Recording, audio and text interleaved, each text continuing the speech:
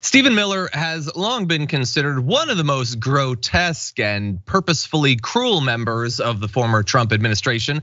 But an accusation being lobbed his way by Miles Taylor, also formerly of the Trump administration, makes it seem even worse. He's being accused of advocating for atrocities against migrants. Now, before I read the quotes from the upcoming book Blowback by Miles Taylor, bear in mind that Stephen Miller denies 100% that the conversation we're gonna talk about actually took place. And also the person that Stephen Miller is supposedly talking to also denies the content of the conversation.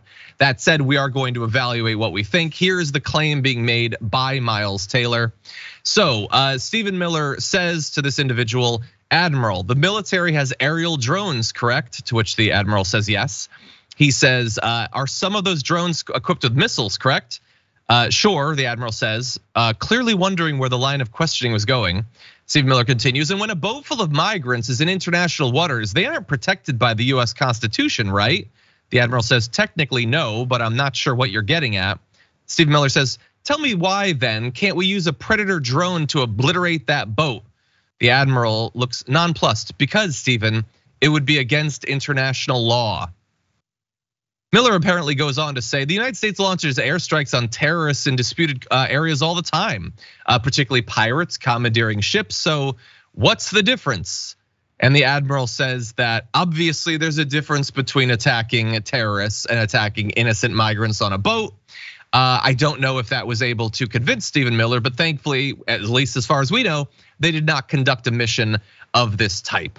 But anyway, Cenk, these are the claims that are being made by Miles Taylor. He has been a noted critic of many members of the Trump administration basically since he left it.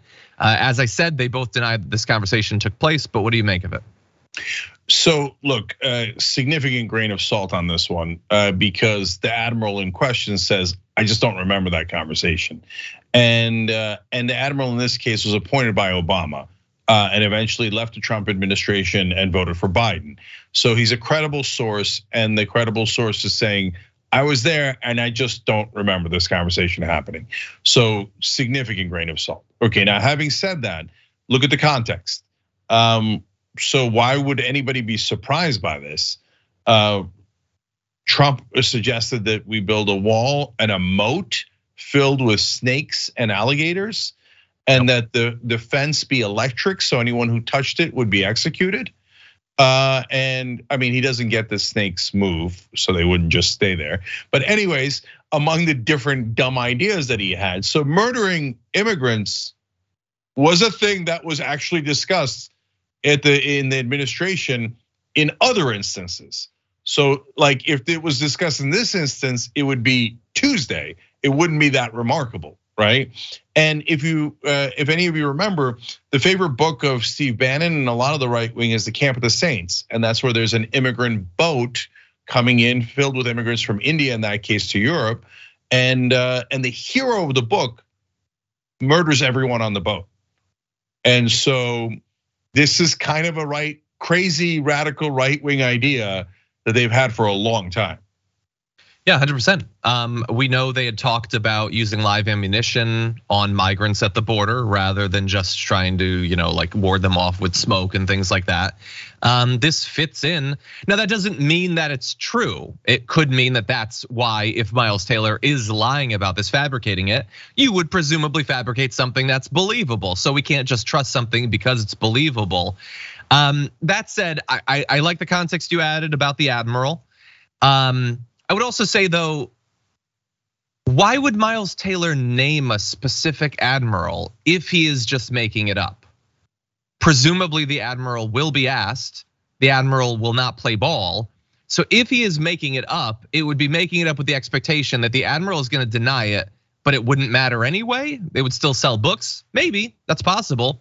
It's also possible, and I don't know this admiral, I'm just speculating here.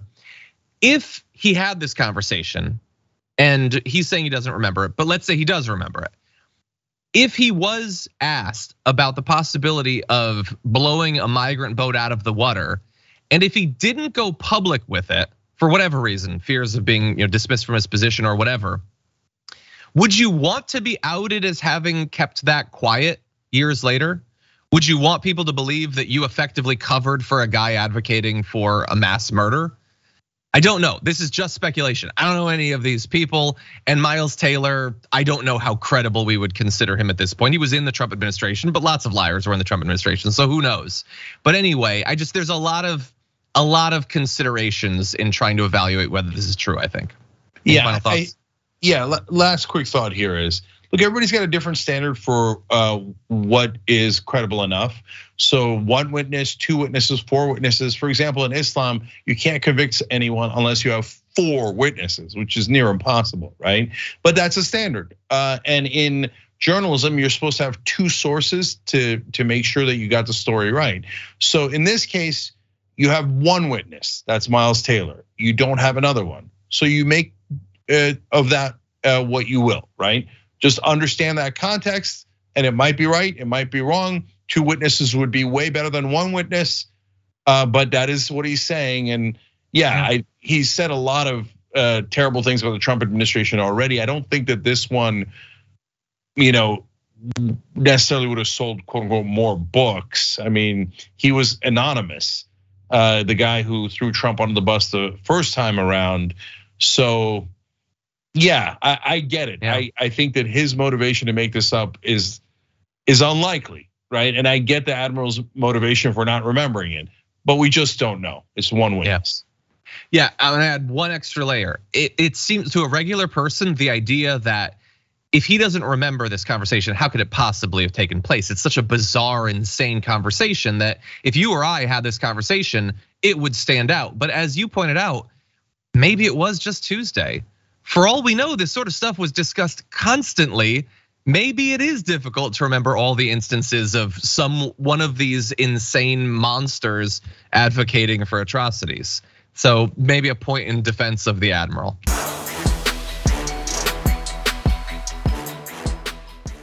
Check out the Damage Report podcast each day, wherever you get your podcasts, whether Pocket Casts or Stitcher or iTunes. You can join me as I give you the news and stories you want, with a range of co-hosts and interview guests jumping in on the fun each day. Again, that's the Damage Report, wherever you get your podcasts. And if you get them at iTunes, don't forget to rate and review. Sometimes I'll read them live on the show.